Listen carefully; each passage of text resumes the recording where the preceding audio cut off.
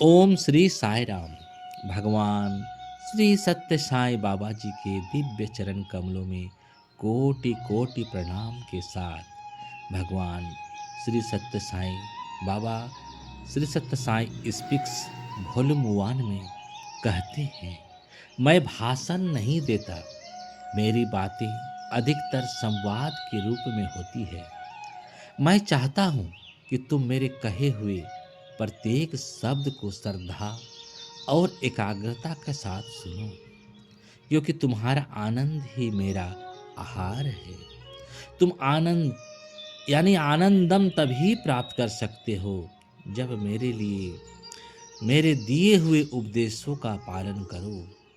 इसी कारण मैं इस बात पर जोर देता हूँ कि तुम ध्यान पूर्वक सुनो और उसे जो कुछ मैं कहता हूँ उसे हृदयंगम करो। यह कोई साधारण व्याख्यान नहीं है जिससे तुम जीवन के लिए कोई नया पाठ ना लो। भगवान प्रेम यानी प्रीति का एक विशाल पर्वत है। कितनी ही चींटियां यदि मिठास के कण उठा ले जाएं, तब भी उनकी संपदा समाप्त नहीं होती। वे करुणा के अथाह सागर है जिनका कोई किनारा नहीं है। भक्ति उनकी कृपा पाने का सबसे सरल मार्ग है और यह अनुभव कराने का साधन भी कि वह सर्वत्र व्याप्त है। वास्तव में वही सब कुछ है। पूर्व समर्पण, सब कुछ उनकी इच्छा पर छोड़ देना भक्ति क्रम का सर्वोच्च स्वरूप है। एक बार ब्राह्मण नदी के किनारे से होकर जा रहा था। वहाँ कुछ लोग कपड़े धो रहे थे।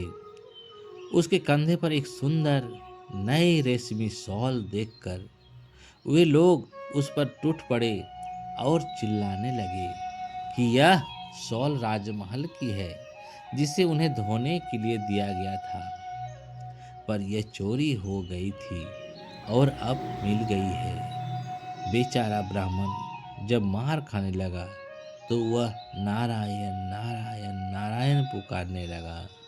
उसकी पुकार सुनकर नारायण बैकुंठ में अपने आसन से उठे और उसकी सहायता के लिए आगे बढ़े। लेकिन एक क्षण बाद ही वे लौट आए और पुनः अपने आसन पर बैठ गए। यह देखकर उनकी सहधर्मिणी लक्ष्मी जी आश्चर्यचकित हुई और उन्होंने उनका कारण पूछा। नारायण ने कहा, मैं उस निर्धन ब्राह्मण की सहायता करना चाहता था जो दुष्टों के बीच फंस गया है, किंतु वह स्वयं ही उन्हें पलट पलट कर मारने लगा। अब मेरी सहायता की आवश्यकता नहीं है। जय जय साईं।